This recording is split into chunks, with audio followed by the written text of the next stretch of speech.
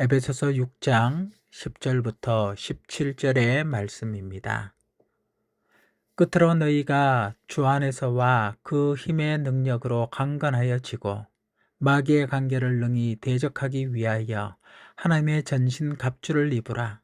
그러므로 하나님의 전신 갑주를 취하라. 이는 악한 날에 너희가 능히 대적하고 모든 일을 행한 후에 서기 위함이라. 평안의 복음이 준비한 것으로 신을 신고 모든 것 위에 믿음의 방패를 가지고 일어서 능히 악한 자의 모든 불화살을 소멸하고 구원의 투구와 성령의 검, 곧 하나님의 말씀을 가지라. 사도 바울은 서신을 마무리 지으면서 그가 제시한 여러 지침들을 실천할 수 있는 비결을 말합니다. 바울은 늘 이야기하는 주제인 주 안에서를 이야기합니다. 바울은 마귀를 대적하기 위해서는 전신 갑주가 절대적으로 필요하다고 이야기합니다. 마귀의 주특기인 속임수를 하나님의 전신 갑수 없이 당해낼 사람이 없습니다. 그러나 갑주의 각 부분을 만드시고 제공하시는 분이 하나님이시기에 그 효능은 믿을만 합니다. 이 갑주를 입은 사람은 분명히 보호를 받을 수 있습니다. 종말 사건에 대한 예언은 인치는 사건 전에 환란이 있을 것이라고 우리에게 경고합니다. 그러나 하나님께서 이미 제공하신 전신 갑주를 입은 사람들은 염려할 필요가 없겠죠. 하나님을 신뢰하고 하나님의 전신 갑주를 입었는지 여부가 사단의 시험을 통해 확인되어질 것이고 이기는 자에게 약속된 상급을 누리게 될 것입니다. 바울은 마귀를 대적하기 위해 전신 갑주를 입으라고 권하고 있는데 여기 입으라고 하는 것은 나에게 있는 어떤 것이 아니라 하나님께서 주시는 것임을 의미합니다. 그리고 용어의 동사 시제는 계속 잊고 있으라는 것입니다. 한순간도 전신갑주를 잊지 않으면 안전할 수 없다는 것입니다. 바울은 하나님께서 제공하시는 전신갑주를 구성하는 6가지의 항목을 열거했습니다.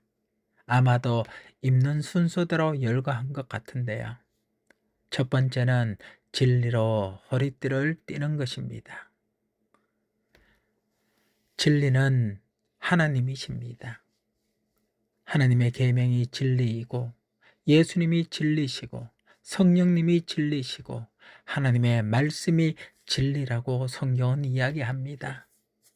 띠의 기능은 옷을 고정시켜서 군인이 행진하는데 방해가 되지 않게 하는 데 목적이 있습니다. 진리신 예수님께서 우리의 전 존재를 그렇게 묶어 주셔야만 우리의 영적 싸움에 방해가 되지 않습니다. 거짓 따비가 지배하는 거짓이 팽배한 세상에서 살아남기 위해서는 진리로 단단히 주술해야 하는 것입니다. 두 번째, 의의 호신경을 붙이는 것입니다. 로마 군인들은 적으로부터 신체의 주요 부분들을 보호하기 위해 오늘날의 방탄조끼처럼 목부터 무릎까지 덮는 커다란 금속판을 입었습니다. 진리로 허리를 동인 삶은 의의 호신경으로 보호받아야 합니다. 의는 진리이신 예수님과 연결된 상태라고 할 수 있습니다.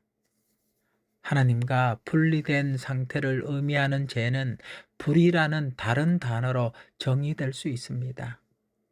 죄로 하나님과 분리된 나를 다시 하나님과 연결시키기 위해 예수님께서 십자가로 다리를 놓으셨습니다. 의는 어린 양이신 예수님으로 옷 입는 것입니다. 의로우신 예수 그리스도로 옷 입는 자는 죄와 허물이 가림을 받았으므로 사단의 공격을 피할 수 있습니다. 더 이상 아무도 그를 정죄할 수 없기 때문입니다. 하나님의 의를 옷 입는 사람은 나눠주시는 의를 통해 하나님의 속성을 부여받아 점점 더 하나님을 닮아가게 된다고 로마서에서 이야기하고 있습니다. 이것은 마치 가지가 나무에 붙어 있으면 자연스럽게 열매를 맺는 것과 같은 이치입니다. 전신갑주 세 번째는 평안을 주는 복음의 신입니다. 전쟁의 한복판에 있는 전사가 평화를 누릴 수 있다는 것은 참으로 아름답고도 고무적인 일입니다. 사단은 전사에게 평화를 줄 수 있는 것으로 복음을 꽂고 있습니다.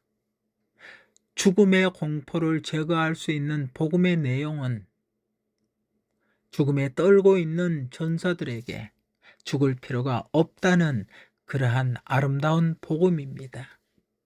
예수 그리스도께서 대신 죽으셨고 이미 부활 승천하셨기 때문에 영원히 죽을 필요가 없다는 소식은 죽음의 공포에 쌓일 수 있는 전사들에게는 평안을 가져다 주는 최고의 복음인 것입니다. 네 번째는 믿음의 방패입니다. 120cm 높이에 76cm 길이의 나무로 만들어서 가죽을 그 위에 덧입히고 철로 프레임을 한 방패는 전쟁에서 적군의 불화살을 막아낼 필수적인 병기입니다.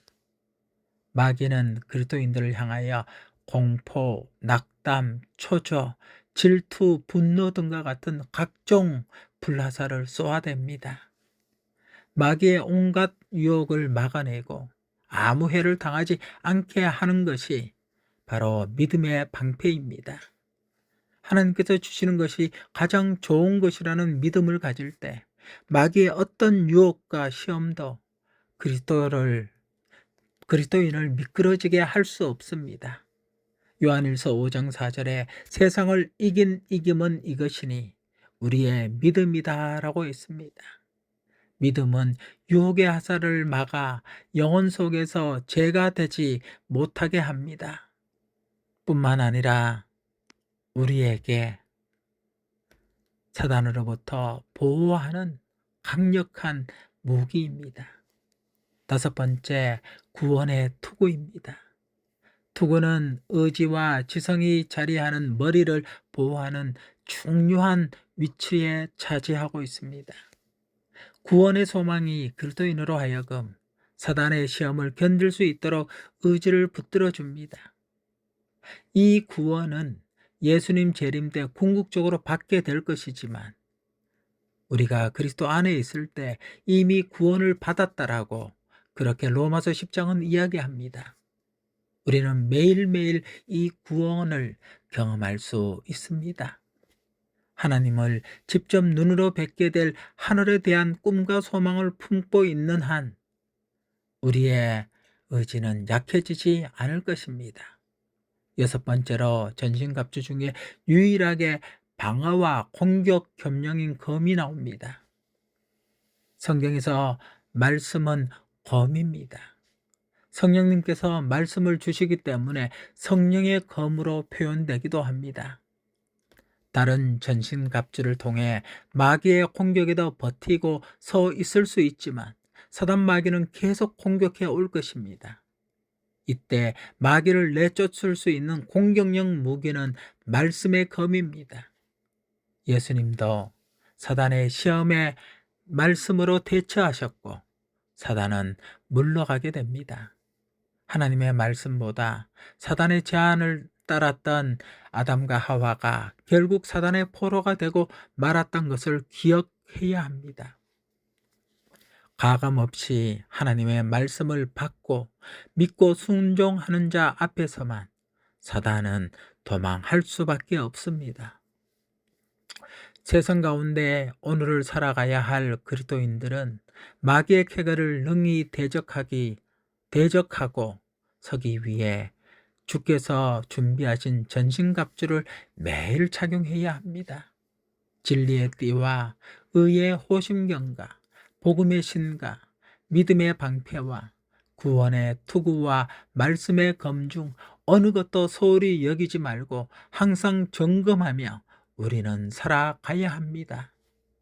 마귀를 넘어뜨리려고 시험할 때 믿음을 활용하게 하시고 기록되었으되 외칠 수 있는 성도들이 되시기를 간절히 바라며 말씀을 마치도록 하겠습니다.